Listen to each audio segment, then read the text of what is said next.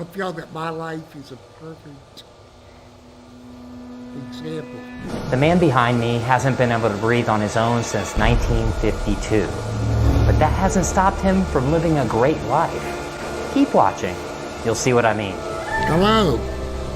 My name is Paul Alexander, but they call me the man in the iron lung. Paul spends almost every moment of his day in an iron lung, which is the only thing that's keeping him alive. That's because he's paralyzed from the neck down, so without it, he can't breathe.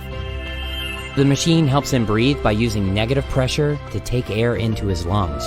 This is the full story of Paul. It all started when Paul caught the polio virus when he was just 6 years old, during one of the worst polio outbreaks in history. A time which feels all too familiar with today's coronavirus pandemic. People were wearing masks, offices, schools, and most of the world was shut down. What did it feel like when you first got polio? Well, I started feeling ill and plain.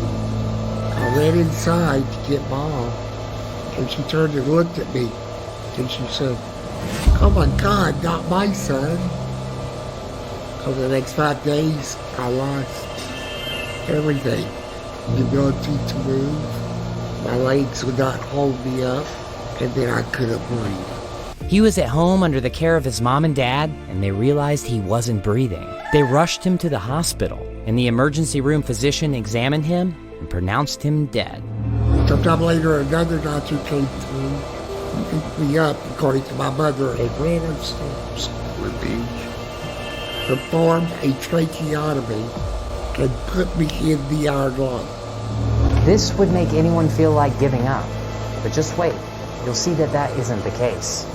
I didn't want to die, so I continued to fight. So Paul did everything he could to get better. He fought against polio every day. It was hard, painful, and tiring. But I never gave up, and I'm not going to. 18 months later, he left the hospital and came to his residence in Dallas, Texas, but his life was never going to be the same. He couldn't play sports, he couldn't go to church, and he couldn't hang out with his friends. People didn't like me very much back then. I felt like they were uncomfortable around me. What did you do all day? Well, the same thing everybody else does. I woke up, brushed my teeth, washed my face, shaved, had some breakfast. Well, I just needed a little bit of help, too. Then what would you do all day?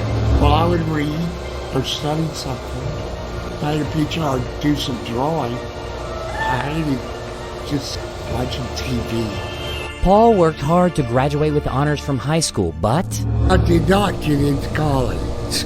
They said that I was too crippled and did not have the vaccination.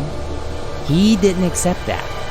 2 years of tormenting them to death. They accepted me on 2 conditions. One,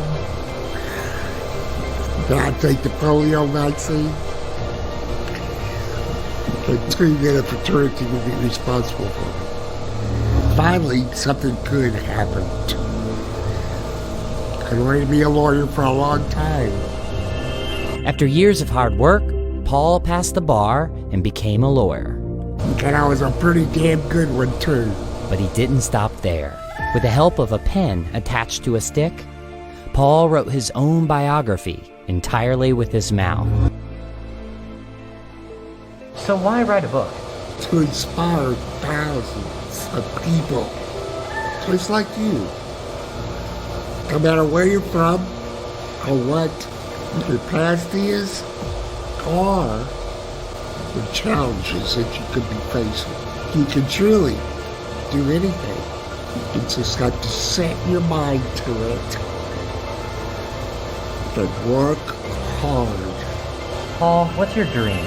Do not let polio defeat me, but to defeat polio. Therefore, I wanted to accomplish the things I was told I couldn't accomplish, and to achieve the dreams I dreamed. Paul may have an iron lung, but he has a golden soul and a diamond heart.